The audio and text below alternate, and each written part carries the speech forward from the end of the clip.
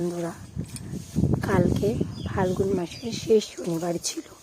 ওই দিনটাতে আমাদের এখানে বড় ঠাকুরের মন্দিরে প্রতিষ্ঠিত করেছিল এবং এখানে বড় ঠাকুর এনে দিয়েছিল বা শনি ঠাকুর এখানে প্রতিষ্ঠিত করে দিয়েছে ওনারা। তারপরে শিব ঠাকুর এনে দিয়েছে এখানে।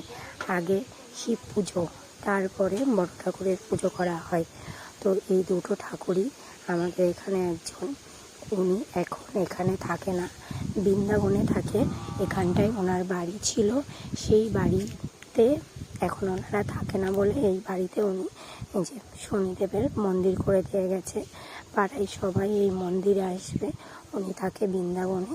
তো আমাদের এখানে কালকে শনিবারে বড় ঠাকুরের পুজো হচ্ছিল। এই যে প্রত্যেক বছর এই বছরটাই ধুমধাম করে আনন্দ করে পুজো দেওয়া হয়, কারণ কালকের ওই দিনেই এই শনিদেব প্রতিষ্ঠিত হয়েছিল, ফাল্গুন মাসের শেষ শনিবার।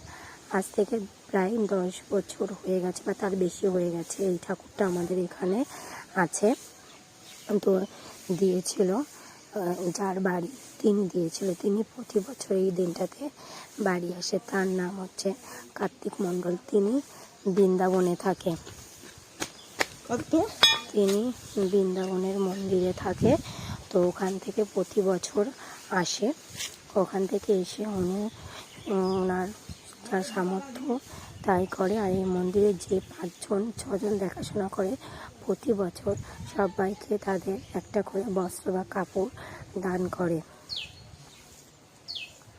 তো এই দেখো এখানে এখন আরতি চলছে, আমাদের ঠাকুর মশাই বা পুরোহিত শনিদেবের আরতি করছে।